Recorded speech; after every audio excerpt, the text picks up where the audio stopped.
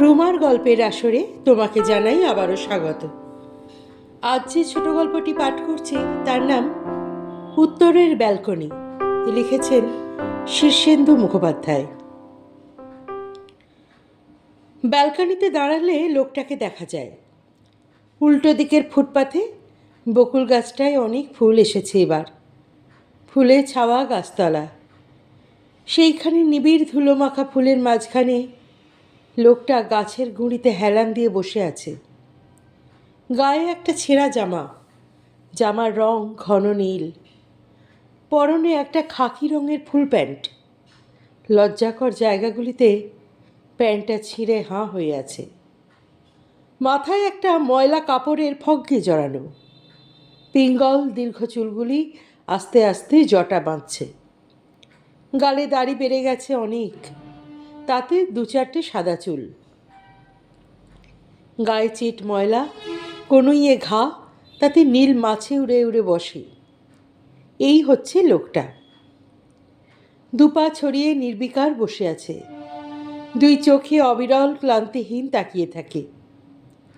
ঘা থেকে উড়ে মাছিগুলি চোখের কোণে এসে বসে। লোকটা দুহাত তুলে চেঁচিয়ে বলে, সরে যা, সরে যা, মেল ট্রেন আসছে। পাগল। সকালে ভাত খেয়ে একটা পান মুখে দেয় তুষার, সুগন্ধি জর্দা খায়। তারপর পিক ফেলতে আসে ব্যালকনিতে। ফুটপাতের ধারে কর্পোরেশনের ময়লা ফেলার একটা ড্রাম আছে। অভ্যাসে লক্ষ্য স্থির হয়। তুষার একটু ঝুঁকে দোতলার ব্যালকনি থেকে সাবধানে পিক ফেলে। লক্ষ্যভ্রষ্ট হয় না। পিকটা ঠিক গিয়ে পড়ে সেই ড্রামটায়, এদিক ওদিক হয় না। অনেক দিনের অভ্যাস। পিক ফেলে তুষার বকুল গাছের তলার সেই লোকটাকে একটু দেখে। পাগল। তবু এখনো চেনা যায় অরুণকে। চেনা যায়? তুষার একটু ভাবে, কিন্তু অরুণের আগের চেহারাটা কিছুতেই সে মনে করতে পারে না। ফর্সা রং, ভোঁতা নাক, বড় চোখ, এই রকম কতগুলি বিশেষণ মনে পড়ে। কিন্তু সব মিলিয়ে চেহারার যে যোগফল, সেই যোগফলটাই একটা মানুষ। সেই মানুষটার নাম ছিল অরুণ। সেই অরুণকে কিছুতেই সব মিলিয়ে মনে পড়ে না। তবু তুষারের মনে হয় এখনও অরুণকে চেনা যায়, কিন্তু আসলে বোধহয় তা নয়। অরুণকে আর চেনা যায় না বোধহয়। তবু তুষারের যে অরুণকে চেনা মনে হয়, তার কারণ গত 5 বছর ধরে অরুণ ওই গাছতলায় বসে আছে। ওইখানে বসে থেকে থেকেই তার চুল জট পাকালো, গালে দাড়ি বাড়ল, গায়ে ময়লা বসল।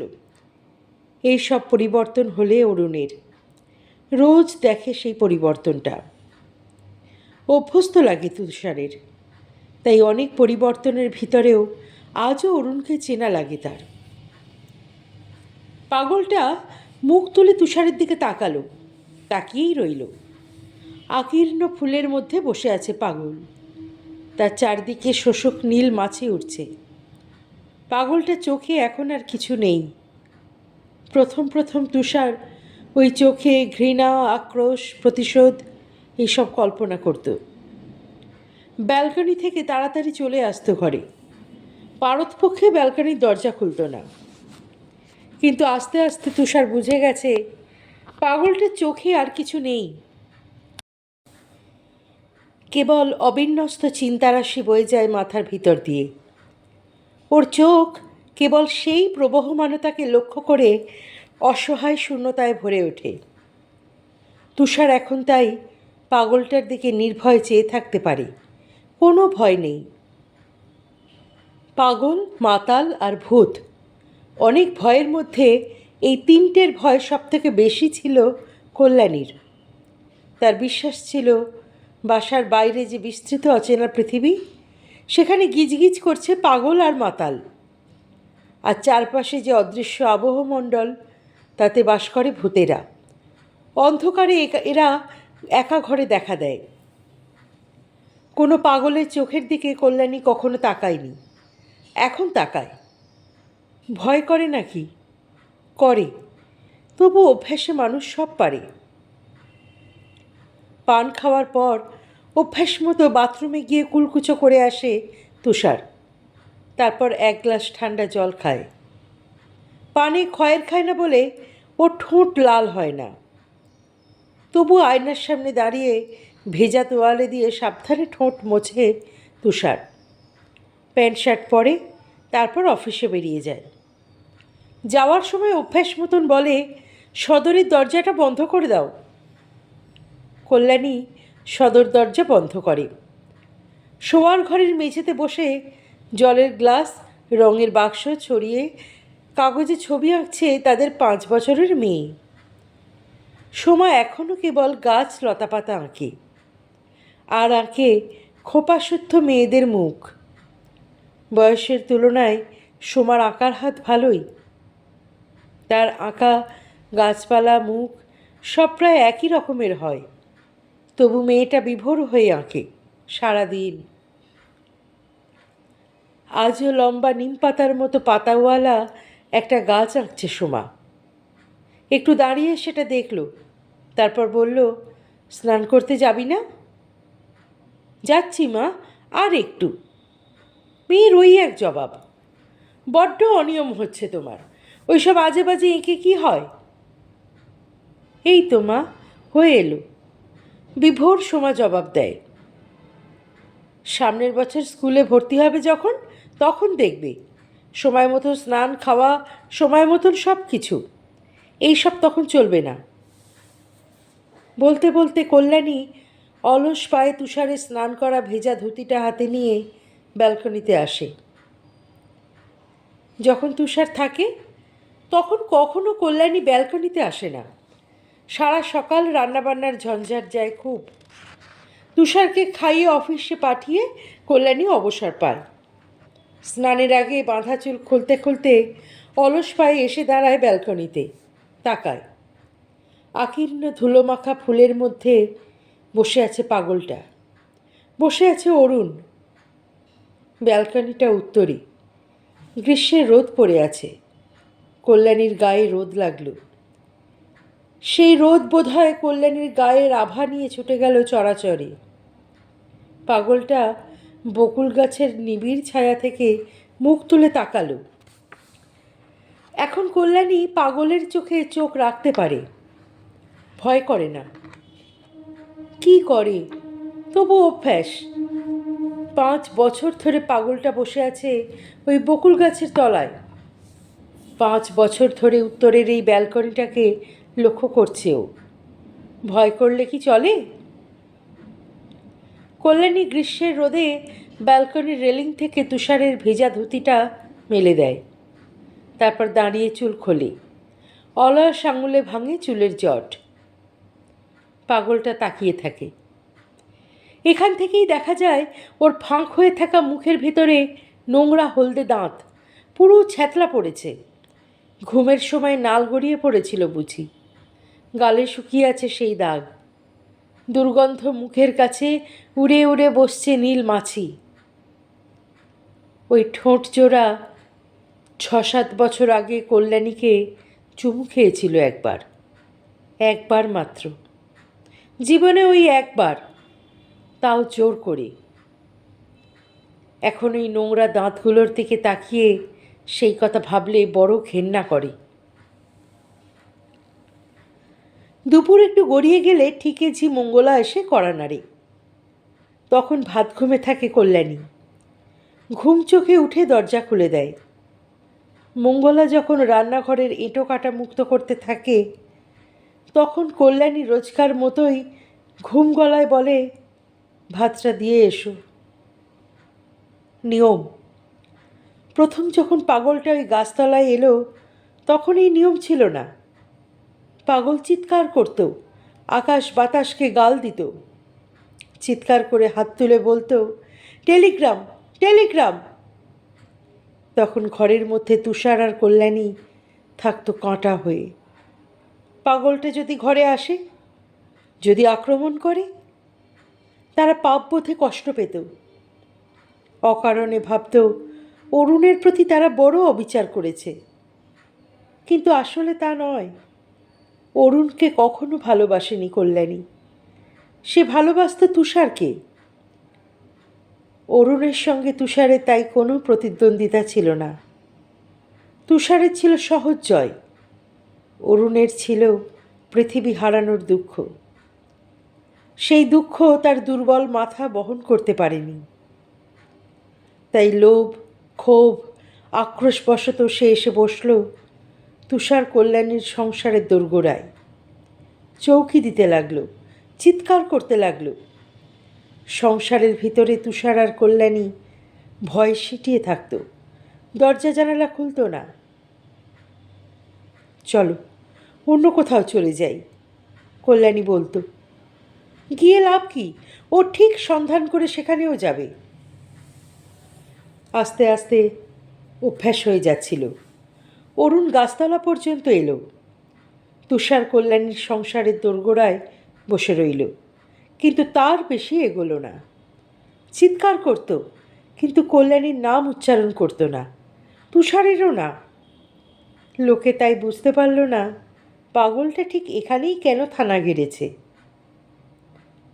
ভয় কেটে গেলে মানুষের মমতা জন্মায়।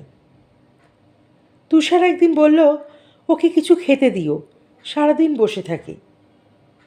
কেন? দিও, ও তো কোনো ক্ষতি করছে না, বরং ওর ক্ষতি হয়েছে অনেক। আমরা এক থালা ভাতের ক্ষতি স্বীকার করি না কেন? সেই থেকে নিয়ম, কল্যাণী দুবেলা ভাত বেড়ে রাখে, ঠিকই ঝি দুপুর গড়িয়ে আসে। অ্যালুমিনিয়ামের থালায় ভাত, অ্যালুমিনিয়ামের গেলাসে জল দিয়ে আসে। পাগলটা খিদে বোঝে, তাই গোগ্রাসে খায়, জলপান করে। অবশ্য খেতে খেতে কিছু ভাত ছড়িয়ে দেয়। কাকেরা উড়ে উড়ে নামে, চেঁচায়, নীল মাছের ভিড় জমে যায়। খাওয়ার শেষে পাগলটা এঁটো হাত নিশ্চিন্ত মনে জামায় মোছে, গাছের গুঁড়িতে মাথা হেলিয়ে ঘুমোয়। ঘুমোয় না, ঠিক ঘুম নয়, এক ধরনের ঝিমুনি আসে তার। আর সেই ঝিমুনির মধ্যে অবিরল বিচ্ছিন্ন চিন্তার স্রোত কুলকুল করে তার মাথার ভিতর দিয়ে বয়ে যায়। চোখ বুজে এসে সেই আশ্চর্য স্রোতস্বিনীকে প্রত্যক্ষ করে। মঙ্গলা আপত্তি করত, আমি ভিখিরির এঁটো মেজতে পারবো না মা। মাইনের ওপর তাকে তাই উপরে 3টে টাকা দিতে হয়। মঙ্গলা ভাত নিয়ে গিয়ে পাগলটার সামনে ধরে দেয়, তারপর একটু দূরে দাঁড়িয়ে উঁচু পাড়ায় গাল পাড়ে। হাবাতে পাগল, রোজ ভাতের লোভে বসে থাকা, কপালটাও বটে তোর। এমন বাসার সামনে আস্তানা গাড়লি যে তারা তোকে সোনার চোখে দেখল। ভাত ঘুমে রোজ কল্যাণী মুগলার গাল শুনতে পায়। আগে আলাদা ভাত যত্ন করে বেড়ে দিত কল্যাণী, ক্রমে সেই যত্ন ক্রমে এসছে। এখন তুষারের পাতের ভাত, সোমার ফেলে দেওয়া মাছের টুকরো, নিজের ভুক্তাবশেষ সবই অ্যালুমিনিয়ামের থালাটায় ঢেলে দেয়। পাগলটা সব খায়। গত বছর একটা প্রমোশন হয়েছে তুষারের, জুনিয়র থেকে এখন সে সিনিয়র এক্সিকিউটিভ। নিজের কোম্পানির 10টা শেয়ার কিনেছে সে, ফলে সারাদিন তার দম ফেলার সময় নেই। বিকেলের আলো জানালা সারশিতে ঘরে আসে। তখন এয়ার কন্ডিশন করা ঘরটায় সিগারেটের ধোঁয়া জমে ওঠে, কুয়াশার মতো আবছা দেখায় ঘরখানা।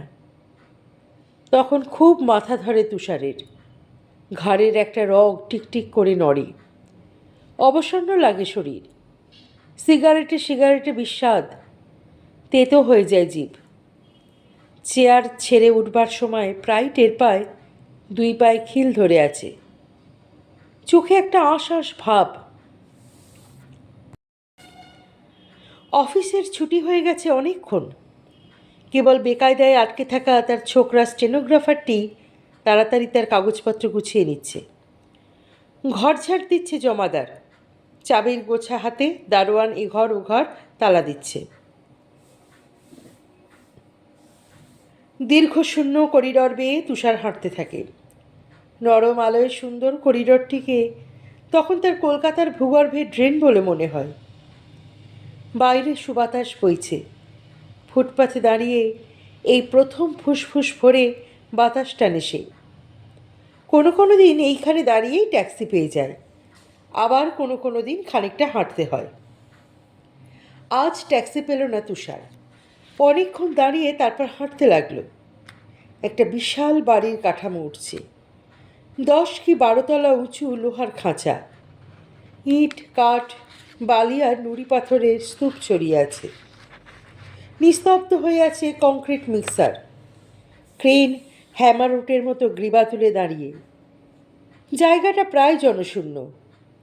কুলিদের একটা বাচ্চা ছেলে পাথর কুড়িয়ে ক্রমান্বয়ে একটা লোহার বিমের গায়ে টং টং করে ছুঁড়ে মারছে। ঘণ্টার ধ্বনির মতো শব্দটা শোনে তুষার। শুনতে শুনতে অন্যমনস্ক হয়ে যায়। ওই তুচ্ছ শব্দটি, ঘণ্টার ধ্বনি প্রতিম, তার মাথার মধ্যে ছড়িয়ে পড়ে। সে আবার ফিরে তাকায়। লোহার প্রকাণ্ড ভয়ঙ্কর সেই কাঠামোর ভিতরে ভিতরে দিন শেষের অন্ধকার ঘনিয়ে উঠেছে। চারিদিক আকীর্ণ আবর্জনার মতো ইট, কাঠ, পাথরের স্তূপ। ঘণ্টার ধ্বনি প্রতিম শব্দটি সেই অন্ধকার কাঠামোর অন্ধকারে প্রতিধ্বনিত হয়ে ছুটে আসছে।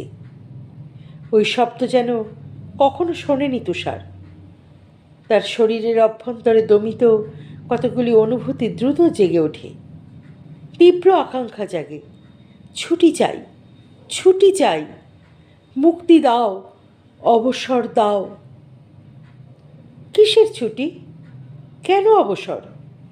সে পর মুহূর্তেই অবাক হয়ে নিজেকে প্রশ্ন করে, কিন্তু উত্তর পায় না।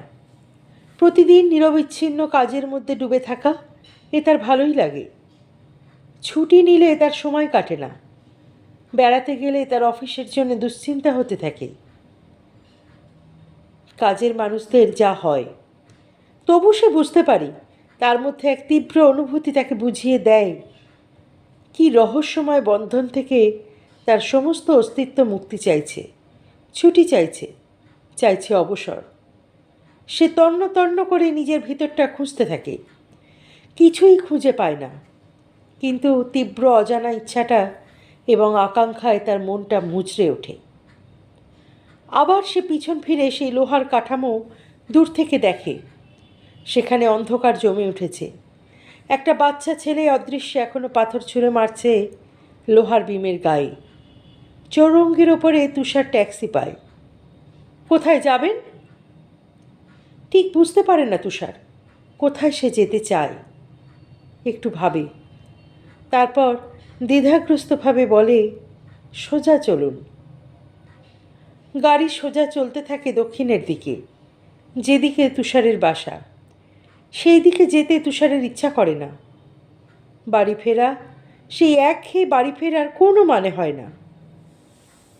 সে ঝুঁকে ট্যাক্সিওয়ালাকে বলে, সামনের বাঁদিকের রাস্তা। এলগিন রোড ধরে ট্যাক্সি ঘুরে যায়। কোথায় যাব? কোথায়? তুষার তাড়াতাড়ি ভাবতে থাকে। ভাবতে ভাবতে মোড়ে এসে যায়। এবার ভিতরে সেই তীব্র ইচ্ছা এখনও কাজ করছে। অন্ধকারময় একটা বাড়ির কাঠামো, লোহার বিমে নুড়ি ছুঁড়ে মারার শব্দ। তুষারের বুক ব্যথিয়ে ওঠে।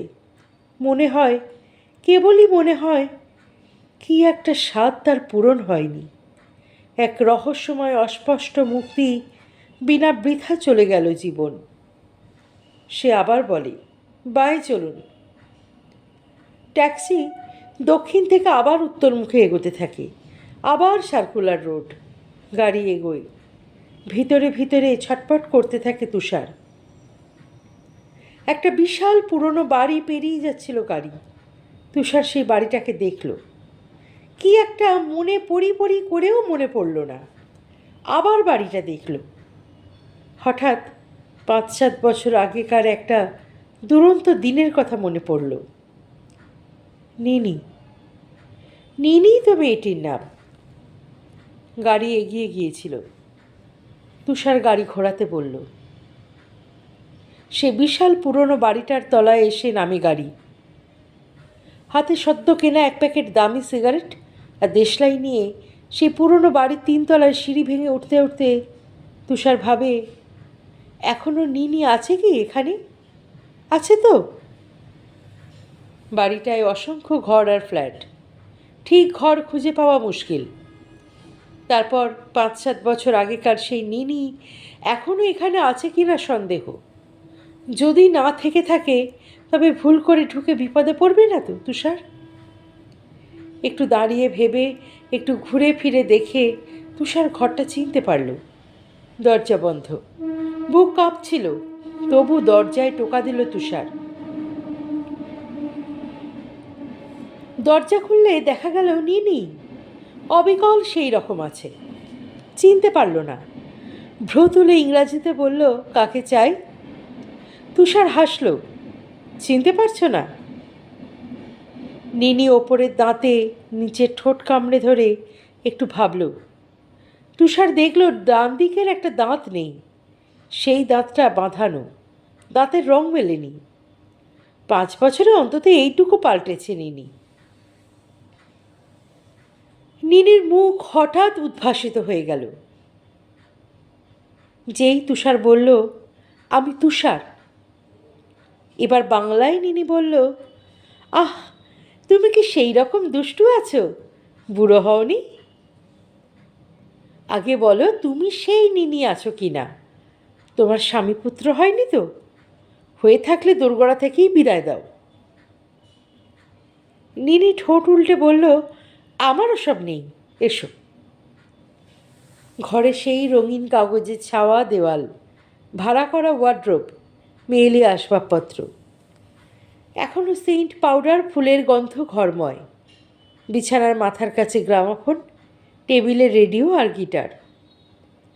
নিনি কয়েক পলক তাকিয়ে বলল, তুমি একটুও বদলাওনি। তুমিও। কিন্তু তুষারের ভিতরে তীব্র ইচ্ছাটা এখনও অস্থির অন্ধের মতো বেরোবার পথ খুঁজছে। সে কি এইখানে তৃপ্ত হবে? হবে তো। উত্তেজনায় অস্থিরতায় সে কাঁপতে থাকে। ওয়ার্ড্রোবের পাল্লা খুলে সাবধানে গুপ্ত জায়গা থেকে একটা দামি মদের বোতল বের করে নিনি। তারপর হেসে বলে, এই মদ কেবল আমার বিশেষ অতিথিদের জন্যে। এই সবই তুষারের জানা ব্যাপার। ওই যে গোপনতার ভান করে দামি বোতল বের করে, ওইটুকুই নিনির জীবিকা। তুষারের মনে আছে, নিনি বারবার তাকে এই বলে সাবধান করে দিত, মনে রেখো, এটা ভদ্র জায়গা, আর আমি বেশ্যা নই, মাতাল হয়েও না, হুল্লোড় করো না। তুষার হাসল। সে বারবার নিনির কাছে মাতাল হয়ে হুল্লোড় করেছে। তুষার আজ মাতাল হওয়ার জন্যে উগ্র আগ্রহে প্রস্তুত ছিল। একটুতেই হয়ে গেল। তখন তীব্র মাদকতাময় একটা গত গিটারে বাজাচ্ছিল নিনি। ওত পেতে অপেক্ষা করছিল তুষার। বাজনার সময় নিনিকে ছোঁয়া বারণ। বাজনা থামলে তারপর। ভিতরে তীব্র ইচ্ছেটা গিটারের শব্দে তীব্রতর হয়ে উঠেছে। মুক্তি, সামনেই মুক্তি। চোখের সামনে আবার সেই খাড়া বিশাল লোহার কাঠামোতে ঘরায়মান অন্ধকার, লোহার বিমে নুড়ির শব্দ। বাজনা থামতেই বাঘের মতো লাফ দিল তুষার। তীব্র আশ্লেষ, ইচ্ছা, আনন্দময় আবরণ উন্মোচন। তারই মাঝখানে হঠাৎ ব্যথায় কুকিয়ে ওঠে নিনি। থামো থামো, আমার বড় ব্যথা। তুষার থামে। কি বলছো? নিনি ঘর্মাক্ত মুখে নীল মুখ তুলে বলে, এইখানে বড় ব্যথা। পেটের ডান ধার দেখিয়ে বলে, গত বছর আমার একটা অপারেশন হয়েছিল, অ্যাপেন্ডিসাইটিস। তুষারের স্খলিত হাত পড়ে যায়। 5 বছরে অনেক কিছু নষ্ট হয়ে গেছে। সব কিছু কি আর ফিরে পাওয়া যায় না? সময় পেরিয়ে গেল। তুষার ফিরল না। বিকেলে চুল বেঁধেছে কল্যাণী, সেজেছে। চায়ের জল চড়িয়েছিল, ফুটে ফুটে সেই জল শুকিয়ে এসেছে। গ্যাসের উনুন নিভিয়ে কল্যাণী ব্যালকনিতে এসে দাঁড়ালো। উত্তরে ব্যালকনি, উল্টো দিকে ফুটপাতে সেই বকুল গাছ। গাছতলায় ধুলোমাখা আকীর্ণ ফুলের মধ্যে বসে আছে পাগলটা একটু দূরে বসে একটা রাস্তার কুকুর পাগলটাকে দেখছে। দৃশ্যটাকে করুণ বলা যায়, আবার বলাও যায় না। অরুণকে নিয়ে এখন আর ভাববার কিছু নেই। এখন সে রাস্তার পাগল, মুক্ত পুরুষ। এখন ব্যালকনিটা অন্ধকার, পিছনে ঘরের আলো, তাই রাস্তা থেকে কল্যাণীকে ছায়ার মতো দেখায়। পাগলটা মুখ তুলে ছায়াময়ী কল্যাণীকে দেখে। টুপটাপ বকুল ঝরে পড়ে। অবিরল পাগলটা হাত বাড়িয়ে ফুল তুলে নেয়। লম্বা নোংরা নখে ছিঁড়ে ফেলতে থাকে ফুল। রাত বাড়ছে, তার খিদে পাচ্ছে। পুরনো বাড়িটার সিঁড়ি বেয়ে অনেকক্ষণ হলো রাস্তায় নেমে এসেছে তুষার। কখনো নির্জন শেক্সপিয়ার সরণি, চলাচলকারী মানুষের মধ্যে চৌরঙ্গি রোড ধরে বহুক্ষণ হাঁটল সে। এখনও মাঝে মাঝে উঁচু বাড়ির লোহার কাঠামোর ভিতরে ঘনায়মান অন্ধকার তার চোখে পড়ছে। মাঝে মাঝে শুনতে পাচ্ছে নেপথ্যে কে যেন নুড়ি ছুঁড়ে মারছে লোহার বিমের গায়ে। তার মন বলছে, এখানে নয়, এখানে নয়, চলো সমুদ্রে যাই, কিংবা চলো পাহাড়ে, ছুটি নাও, মুক্তি নাও, বৃথা বয়ে যাচ্ছে সময়। কেন যে এই ভুতুরে মুক্তির ইচ্ছা? সে কি চাকরি করতে করতে ক্লান্ত? সে কি সংসারের একঘেয়েমি আর পছন্দ করছে না? কল্যাণীর আকর্ষণ সব কি নষ্ট হয়ে গেল? বেশ রাত করে এসে বাড়ি ফিরল। সোমা ঘুমিয়ে পড়েছে। কল্যাণী দরজা খুলে মুখের দিকে তাকিয়ে রইল। মদ খেয়েছ? খেয়েছি। আর কোথায় গিয়েছিলে? কোথায় আবার? কল্যাণী বিছানায় উপুর হয়ে শুয়ে কাঁদতে থাকে। ভারী বিরক্ত হয় তুষার। কাঁদছ কেন? মদ তো আমি প্রথম খাচ্ছি না। আমাদের যা স্ট্রেইন হয় তাতে না খেলে চলে না। কাঁদতে কাঁদতে হঠাৎ তীব্র মুখ তোলে কল্যাণী। শুধু মদ? মেয়ে মানুষের কাছে যাওনি? তোমার ঠোঁটে, গালে, শার্টে লিপস্টিকের দাগ, তোমার গায়ের সেন্টের গন্ধ, যা তুমি জন্মে মাখো না। তুষার অপেক্ষা করতে লাগলো। এখন অপেক্ষা করা ছাড়া কিছু করার নেই। অনেকটা রাত হলো আরও। বেশ পরিশ্রম করতে হলো তুষারকে। তারপর রাগ ভাঙল কল্যাণীর। উঠে ভাত দিল। বাইরে বকুল গাছের তলায় পাগলটা অনেকগুলি ফুল নখে ছিঁড়ে স্তূপ করেছে। উগ্র চোখে সে চেয়ে আছে অন্ধকার ব্যালকনিটার দিকে। ঘরের দরজা বন্ধ। তার খিদে পেয়েছে। মাঝে মাঝে সে চেঁচিয়ে বলছে, অন্ধকার, ভীষণ অন্ধকার, কই হ্যায়। সেই ডাক শুনতে পেল তুষার। খেতে খেতে জিজ্ঞাসা করল, পাগলটাকে রাতের খাবার দাওনি? কি করে দেব? রোজ মঙ্গলা রাতে একবার আসে খাবারটা দিয়ে আসতে। আজ আসেনি, ওর ছেলের অসুখ। আমার কাছে দাও, দিয়ে আসছি। তুমি দেবে? অবাক হয় কল্যাণী। নয় কেন? শুধু দিয়ে আসা তো নয়, বাবুর খাওয়া হলে এঁটো বাসন নিয়ে আসতে হবে। পাগলের এঁটো তুমি ছোবে? তুষার হাসল। তোমার জন্যে ও অনেক দিয়েছে, ওর জন্য আমরা কিছু দিই? থালায় নয়, একটা খবরের কাগজে ভাত বেড়ে দিল কল্যাণী। তুষার সেই খবরের কাগজের পোঁটলা নিয়ে বকুল গাছটার তলায় এলো। পাগলটা তুষারের দিকে তাকালোও না, হাত বাড়িয়ে পোঁটলাটা নিল, খুলে খেতে লাগলো গোগ্রাসে। একটু দূরে দাঁড়িয়ে দৃশ্যটা সিগারেট খেতে খেতে দেখতে লাগলো তুষার। খাওয়া ছাড়া তুমি আর কিচ্ছু বোঝো না অরুণ। পাগলটা মুখ তুলল না। তার খিদে পেয়েছে, সে খেতে লাগলো।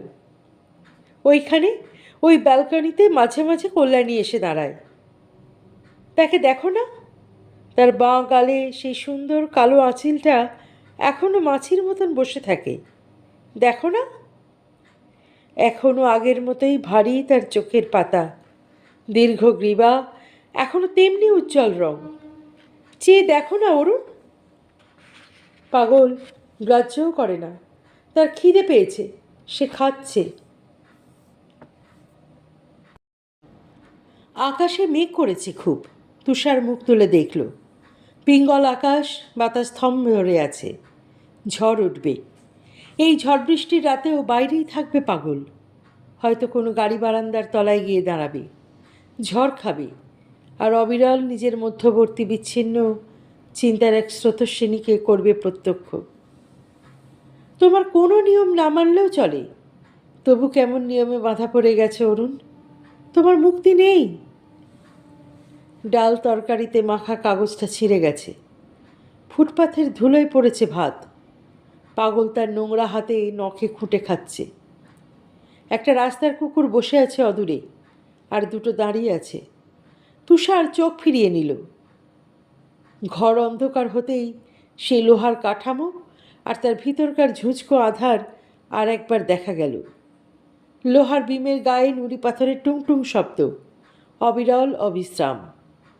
বুকে খামচে ধরে মুক্তির তীব্র স্বাদ। কিসের মুক্তি, কেমন মুক্তি, কে জানে, কিন্তু তার ইচ্ছা উত্তপ্ত পারদের মতো লাফিয়ে ওঠে। আকুল আগ্রহে সে আবার বাতি জ্বালে। কল্যাণী বলে, কি হলো? উত্তেজিত গলায় তুষার ডাকে, এসো তো, এসো তো কল্যাণী। তারপর সে নিজেই হাত বাড়িয়ে মশারির ভিতর থেকে টেনে আনে কল্যাণীকে, আনে নিজের বিছানায়। কল্যাণী ঘেমে ওঠে। উজ্জ্বল আলোয় কল্যাণীকে পাগলের মতো দেখে তুষার।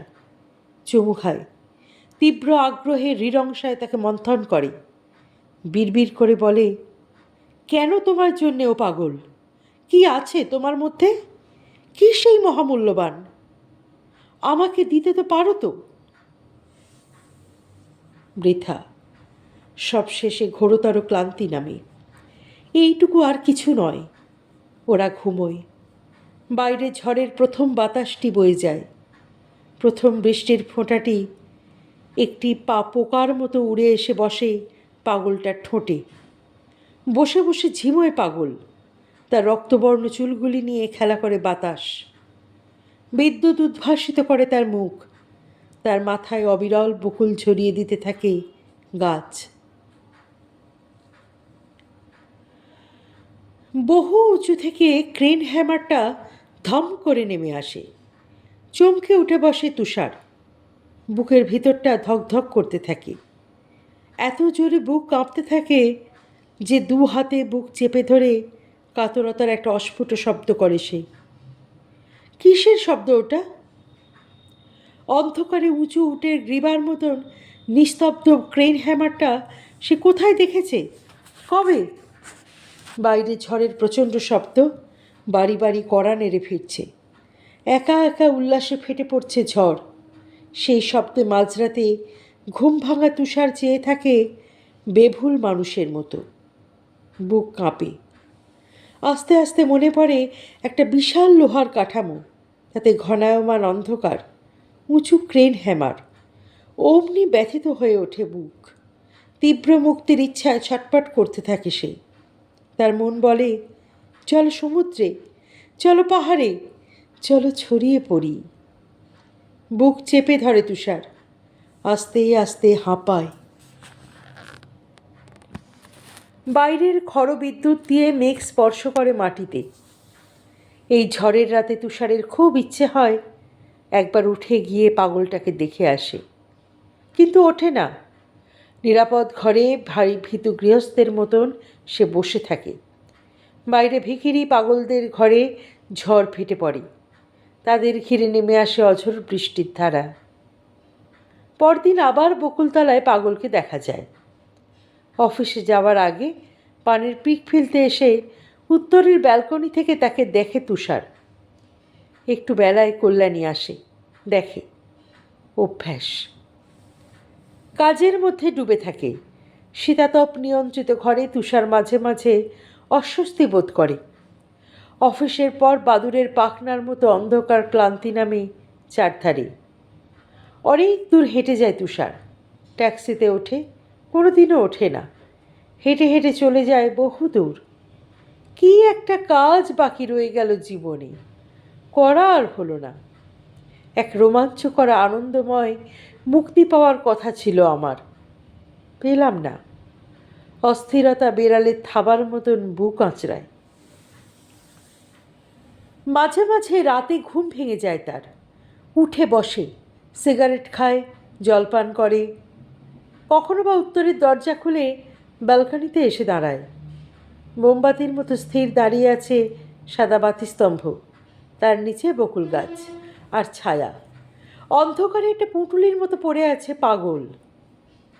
আবার ফিরে আসে ঘরে, বাতি জ্বালে, পাতলা নেটের মশারির ভিতর দিয়ে তৃষিত চোখে ঘুমন্ত কল্যাণীকে দেখে। তার বুক ঘেঁষে জড়সড় হয়ে শুয়ে আছে বাচ্চা সোমা। সোমার মাথার কাছে দুটো কাগজ, তাতে ছবি আঁকা।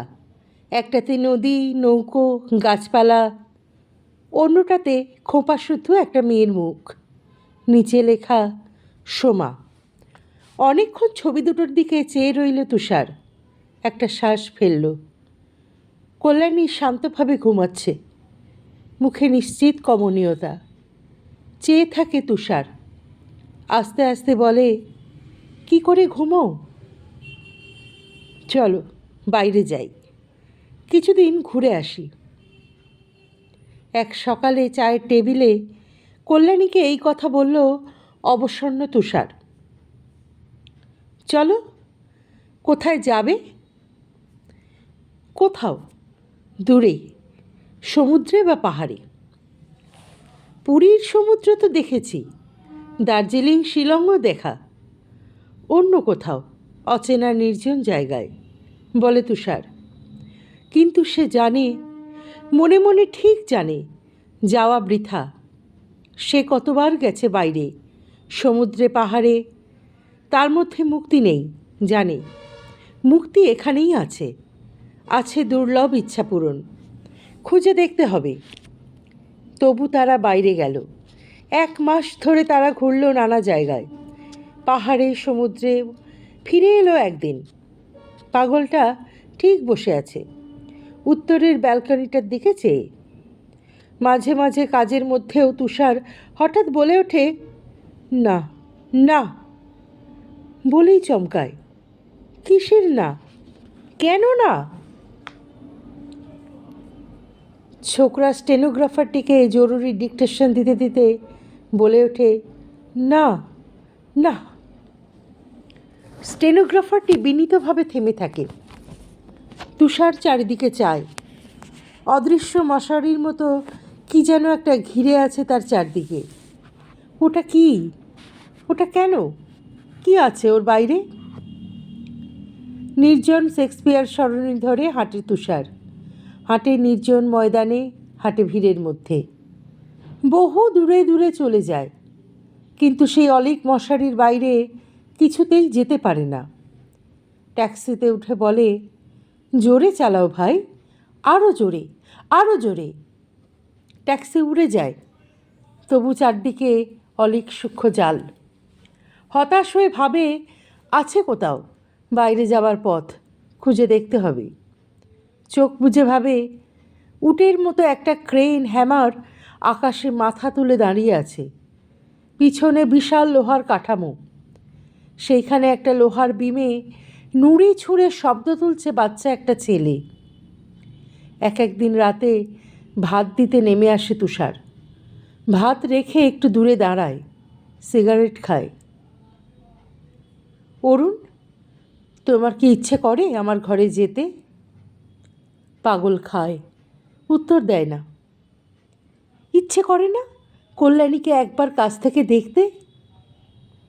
পাগল খায়, কথা বলে না। জানতে চাও না সে কেমন আছে? ফিরেও তাকায় না পাগল, খেয়ে যায়।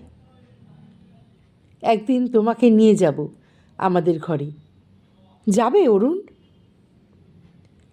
একজন প্রতিবেশী পথ চলতে চলতে দাঁড়ায়, হঠাৎ বলে, আপনার বড় দয়া, রোজ দেখি দুবেলা পাগলটাকে আপনারা ভাত দেন। আজকাল কেউ এতটা করে না কারো জন্য। আমরা আমাদের ছেলে মেয়েদের কাছে আপনার কথা বলি। কৌতূহলে প্রশ্ন করে তুষার, কি বলেন? বলি, ওই রকম মহাপ্রাণ হয়ে ওঠো, আমরা তো নিজেদের নিয়েই ব্যস্ত। আমাদের দ্বারা কিচ্ছু হলো না পৃথিবীর। কাছাকাছি আপনি আছেন, এটাই আমাদের বড় লাভ। তুষার মুখ হয়ে যায়। এ কেমন মিথ্যা প্রচার! দয়া, দয়া কথাটা কেমন অদ্ভুত! এমন কথা সে তো ভাবেও নি।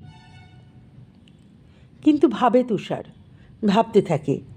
কাজকর্মের ফাঁকে ফাঁকে তেমনি বলে ওঠে, না না। চমকায়, জালবদ্ধ এক অস্থিরতায় অন্যমনস্ক হয়ে যায়। ঝড় বৃষ্টি হলে এখনো মাঝে মাঝে কেন হ্যামারটা ধম করে নেমে আসে। জেগে উঠে যন্ত্রণায় বুক চেপে কাতরতার শব্দ করে সে। এক রাতে সত্যিই তুষার কল্যাণীকে ভাত বাড়তে বলে নিঃশব্দে সিঁড়ি বেয়ে নেমে গেল। রাস্তা পার হয়ে এলো বকুল গাছটার তলায়। চলো অরুণ, একবার আমার ঘরে চলো। কোনো দিনও তুমি যেতে চাওনি, আজ চলো, আমি নিয়ে যাচ্ছি তোমাকে, আজ তোমার নিমন্ত্রণ। বলে হাত ধরল পাগলের। পরিষ্কার সুন্দর হাতে ধরল নোংরা হাতখানা। কে জানে কি বুঝলো পাগল, কিন্তু উঠল। সাবধানে তার হাত ধরে রাস্তা পার করলো তুষার।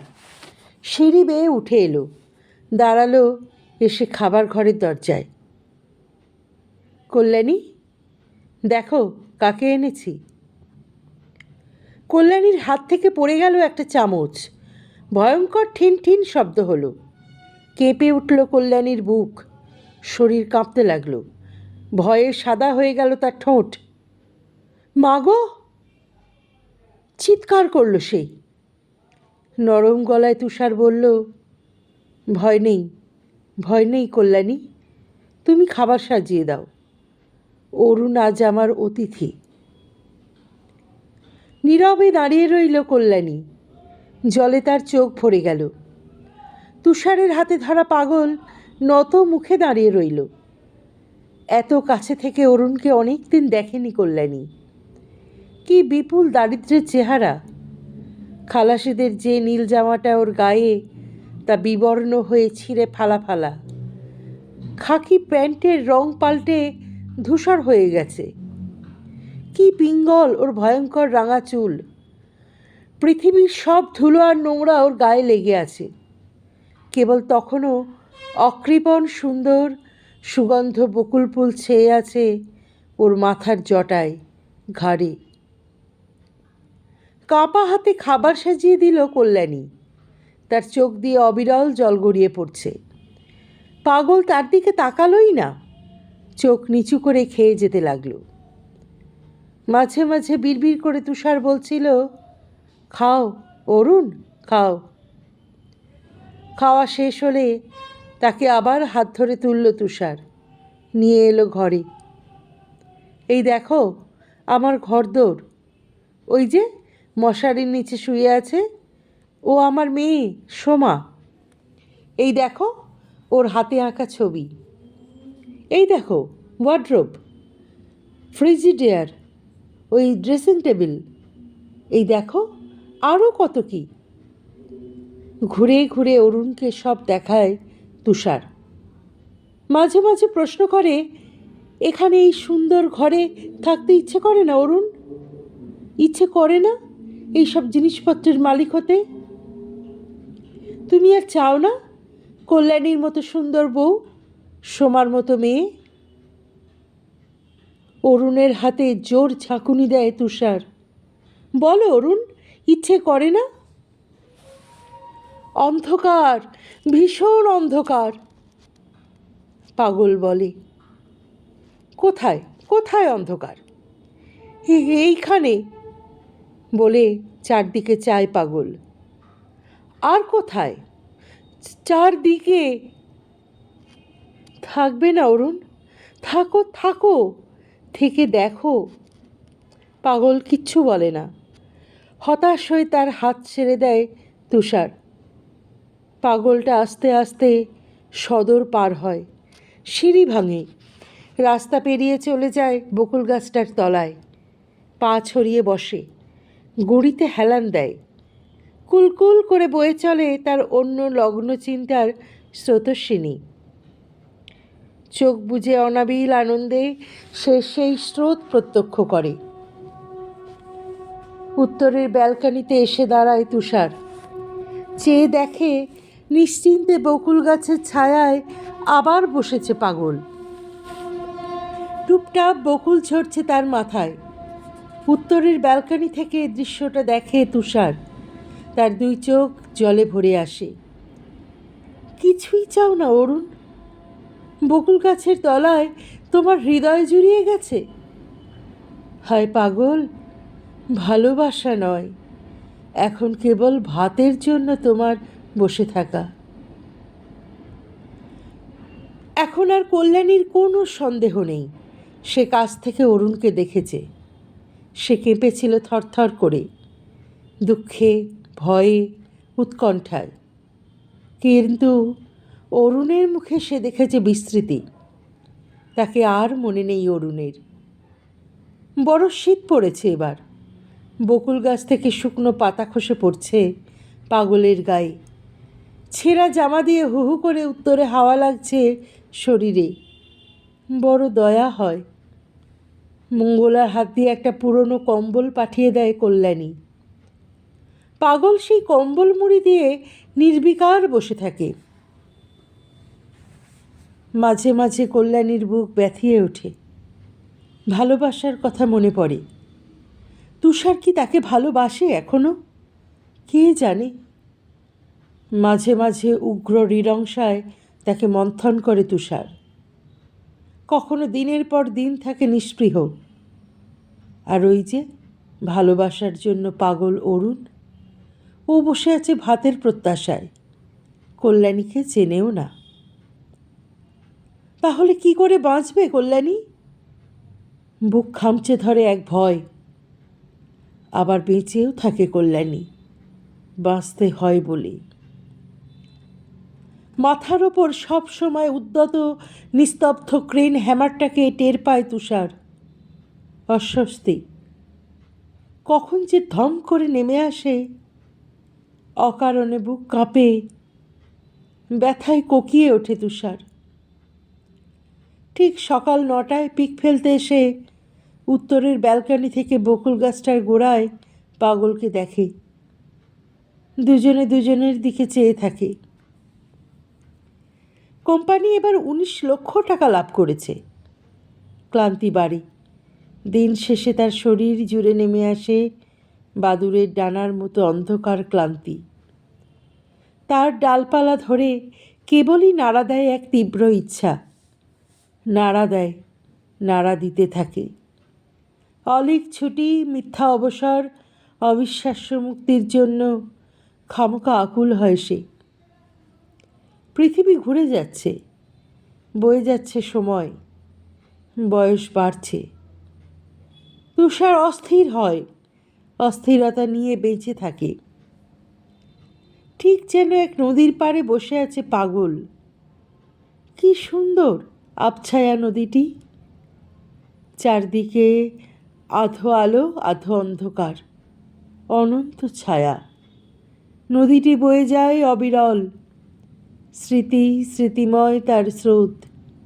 পাগল প্রত্যক্ষ করে, ক্লান্তি আসে না। বকুলের গাছ থেকে পাতা খসে পড়ে। কখনো ফুল, বৃষ্টি আসে, ঝড় বয়ে যায়। আবার দেখা দেয় রোদ। তবু আবছায়ায় নদীটি বয়ে যায়, বয়ে যায়। পাগল বসে থাকে।